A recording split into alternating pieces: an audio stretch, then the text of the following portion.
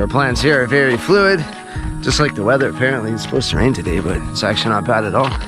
Doing a bit of beachcombing again, and I think this evening or later in the afternoon after the kids nap, we are going to take that boat out and hit up different docks and piers and looking for more. Oh, that's a good piece, Ayla. Good one.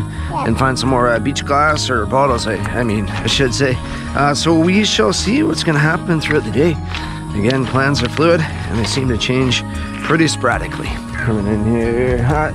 Found one of these guys. Fish float there. Some trash in there as well, but this guy might be worth keeping. Yeah, pretty cool. I find a spot in my garden. Island Scallops Limited. I'll have to research who that is. Oh wow, Sayla, you're finding all the good pieces. Who are they? Island Scallops Limited is a fish farm in Qualicum Beach. Interesting. That's a pretty fish though. What's that? It's a crab. It's a little crabby? Yeah. Nice find, baby. Can I see that? Oh, it's so cool out there. This is the mold. Whoa. Nice find, baby. Mama. Say, look what you just found. Look, buddy. Right there. Whoa. Whoa, man. Big glass, yeah. Is that your first piece, man? Second. Second piece? Nice piece, buddy. Yes. Thank you. The time has come. Kids are in bed. I'm gonna start this snorkel. Gonna coast along this coastline. The current is changing direction as we speak, so I might be going with the current or against it, but I'm gonna check out that kelp bed that stretches along the peninsula. Oh man, it's gonna be nice. Cormorant Island is a sandy island for the most part, so don't expect to find any rocky reef or steep drop-offs. However, you will find healthy kelp beds in all directions, which ends up being a great consolation prize. The visibility ended up being a bit better in the shallower water, so I don't think I pushed it past 20 feet, which didn't seem to be a problem as I was spotting life left, right, and center. Gunnels, kelp crab, great, and buffalo scalpin', what a treat. I didn't see one fish worth harvesting, so I wasn't feeling too bad about forgetting my spear gun.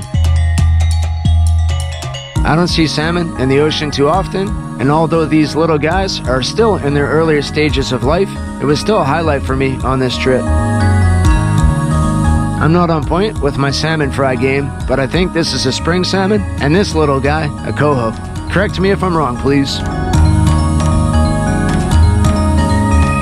The footage didn't do justice, but this leather star was massive.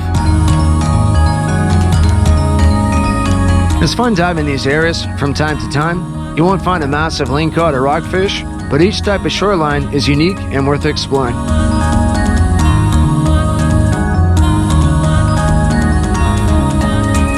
Cormorant Island's coastline is full of helmet crab, and they all seem to be huge. The largest I have seen anyway. I've been planning on doing a catch and cook with one for a while, and after a little humming and hawing, I figured, hey, why not now?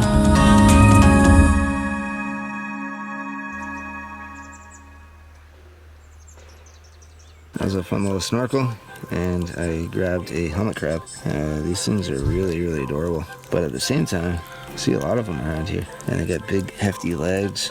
I know Clayton cooked up a kelp crab once. He said it was delicious, so figured this guy could also be a contender. And looks like a decent sized body. This guy's a male, you can see there.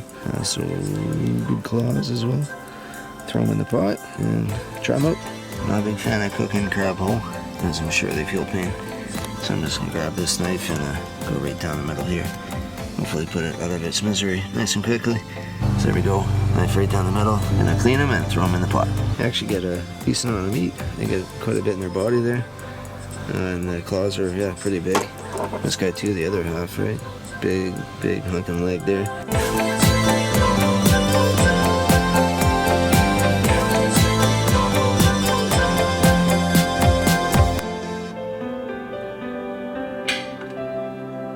So it cooked up really nicely. And it looks and smells like any other crab. Bit of kelp on there, but I'll try it out. Break open really easy. Piece of meat right there. It's really good. He's just like Dungeness. Yeah, you don't get as much meat off him, but you know, crack the shell open. Look at that hunk right there. You want to try that, Jazz? A little. It tastes the same. Isn't it good? It tastes exactly the same. It's delicious. So good. There's no real commercial opening for these, and I'm sure they'd be hard to catch in a trap, but to have an outing for them when you can't find a bungee, good, eh? Super delicious. My wife is kind of a picky eater when it comes to stuff I catch. She approves. So I'm gonna mow down on this, and then I'm gonna take the boat out and dive around all those various docks, look for bottles. Kids are still napping, so I'm trying to be quiet. We forgot our life jacket, but the communal system saved the day. Hey buddy, that one's more silent too. That's a Mustang, that's a pencil. Oh, he can't stand up. He's a big, whoa. The settlement of Alert Bay was named in 1860 after the Royal Navy ship, the HMS Alert, which conducted surveying operations in the area. I love diving old historic towns and villages, as you never know what sort of stuff was left behind. My wife had requested I find her some small jars, and I'm happy I was able to pull through. When I find a unique bottle, I clean them up and leave them around the house as decor. It might not be everyone's thing, but I look at them as little souvenirs. Each bottle brings me back to that moment in time I first laid eyes on it. Plus, how cool is it that some of these bottles have been on the ocean floor for over 100 years, only for me to discover them on my journeys. Again, I don't expect everyone to share the same interest in bottle hunting as I do, but I'd prefer to pull up an aqua blue bottle from the 1800s with an applied top over Lincoln any day. I'm still learning as to what's worth keeping or leaving behind, but I'm getting the hang of it. Pre-1920 bottles were made from blown glass and had the top applied on manually after the bottle was formed. Every time I found one, my heart was pumping faster with excitement. This was one of my favorite finds of the day. It's a 100-plus-year-old bottle with the cork still intact. I didn't notice at the time, but there was still a pocket of air inside the bottle.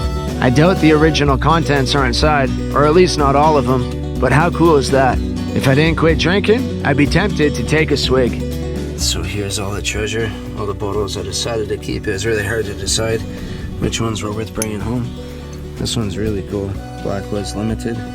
I can find anything online about it, but check out the bottom. You know, stamped into the glass there. All these bottles, they had a piece of rope on the inside. Not sure if you can see that. So we found like 5 or 6 with rope on the inside. I don't know if they use these as oil candles or what the deal was there, but that one's really cool. Check this one out here. Probably a milk bottle of some sorts. The top is applied, so again indicates it's from the 1800s. This one has an aqua tinge to it, so another beauty. This my wife researched. This is baby formula, aqua blue, and this one had a screw top, which is pretty cool. You don't see that too often for 100-year-old bottles. This guy is also from the 1800s. You can see the applied top on there, and the cork is still in the bottle too, which is pretty funny. I don't think that's going to be alcohol on the inside, but look at that, nice aqua color to it. Oh man, such a beauty. I think there was one more. Where was that at? Those are the four worth showing. And then found all these other little jars. My wife loves these. She puts little flowers in them.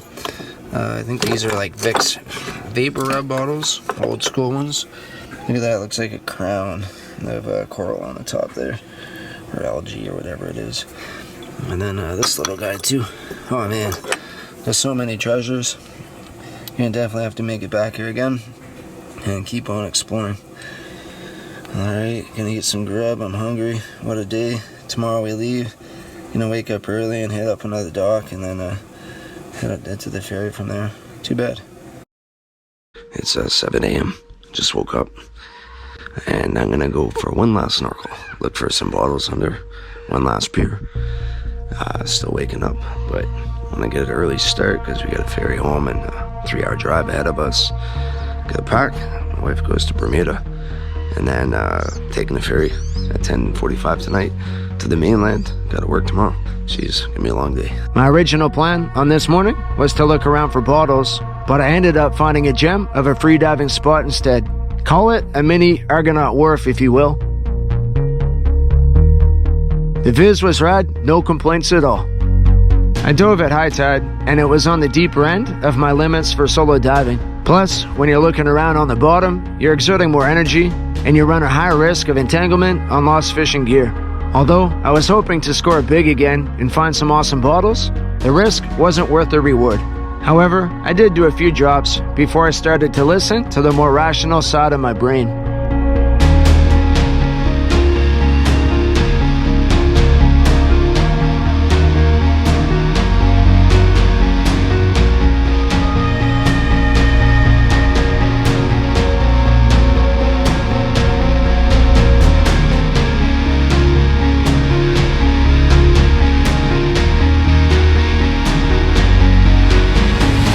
The pilings were covered in plumose anemones, a sure sign that the current here rips. Luckily, I must have been diving right at slack by fluke, and the conditions were near perfect. I came across a school of hundreds of yellowtail rockfish. Let's hope they grow to maturity and the school keeps on getting bigger. When you jump into the ocean, you never really know what to expect. Just roll with the waves, flow with the current, and appreciate what's in front of you. Oh yeah, and I found just what I was looking for. It was an early mission, but totally worth it. I found this one last bottle, nice aqua blue, probably from the early 1920s. It's gonna find a really nice place in my house. Alright, I think the trip's wrapping up here. What an awesome bottle. So cool, so stoked.